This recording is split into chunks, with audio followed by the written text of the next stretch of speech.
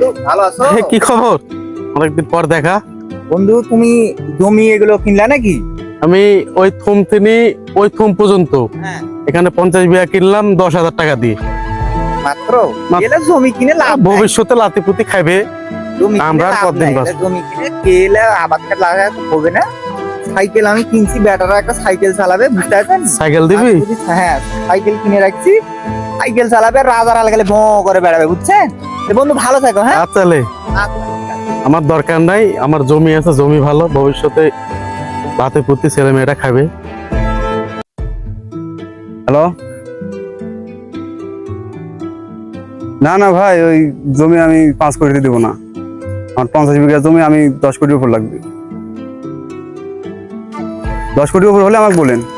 তা বন্ধু, আসসালামু আলাইকুম। ওয়ালাইকুম আসসালাম। তুমি ভালো আছো? হ্যাঁ, ভালো আছি। কি বন্ধু, এই ভাঙা সাইকেলে কি কোথায় গেছিলা? কি খবর বন্ধু, কি করছেন তুমি? এই তো বন্ধু, আমার এই 50 বিঘা জমি আছে তো, এখানে বিক্রি করবো, ওই জন্য করতেছি। আমার দাদা যদি আজকে জমি কিনেছি তো, তাহলে আজকে কি আমার এই সাইকেল খেলা লাগতো? এই সাইকেল খালি যখন তখন লস্ট হয়, 5 সাল দাও করে এই সাইকেল এখন চলে নাকি? আমার দাদা তাহলে মডার্ন দেখছো? Motor cycle. দেখছেন তোমার দাদা কি করেছে? যে জমি কেনার জন্য আছে মোটরসাইকেল কিনতে পাইলি। আরো অনেক কিছু কিনবো, কারটা কিনবো। আমার জীবনটা এই সাইকেলটা আমার খাইলো, এই সাইকেলটা আমার জীবন শেষ করলো।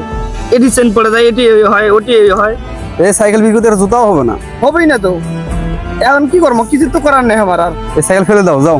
70 বছর আগে যদি তার দাদা 10,000 টাকা দিয়ে সাইকেল না কিনে 10,000 টাকা দিয়ে তার দাদার মতো জমি কিনে রাখতো, তাহলে আজকে তাকে এই ভাঙা সাইকেল চালাইতে হতো না।